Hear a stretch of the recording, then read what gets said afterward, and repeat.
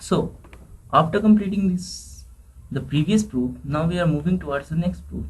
The next proof is proof that the maximum number of nodes in a binary tree of height h is 2 to the power h minus 1. We know that in a particular level L, the number of nodes is nothing but 2 to the power L. So total number of nodes in the given trees we have seen in earlier example is nothing but sum of all the nodes in a particular level. Suppose if a given tree, we have a tree like that, then the total number of nodes is what? Number of, if we have the level up to 3, level up to 2, level 0, level 1, level 2, and total number of nodes in number of nodes present in level 1, 0, number of nodes present in level 1, number of nodes present in level 2, and sum it up, we will get the total number of nodes. Now, so total number of nodes is nothing but we are doing what? Summing. What we are summing? Total number of nodes in that level. And a level start with, and a level L start with 0 and end up to h minus 1, because height is always less than a level, right? So height is always greater than the level. So L is h minus 1.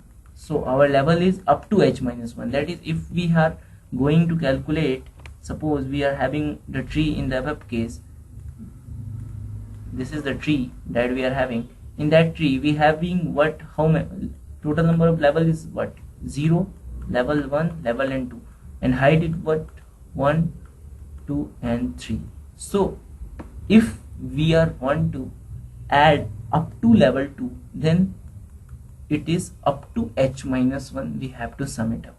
So the loop will be up to h minus 1, the addition will be up to h minus 1, right?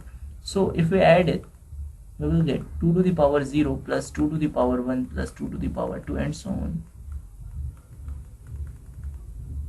plus 2 to the power h minus 1. Now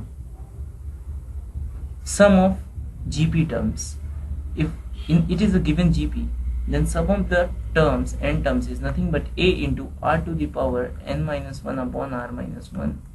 Then it is a is nothing but the first term into common ratio is 2,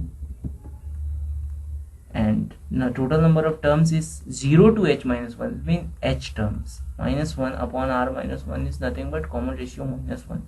Common ratio was 2, then it will come 2 to the power h minus 1. That's proof.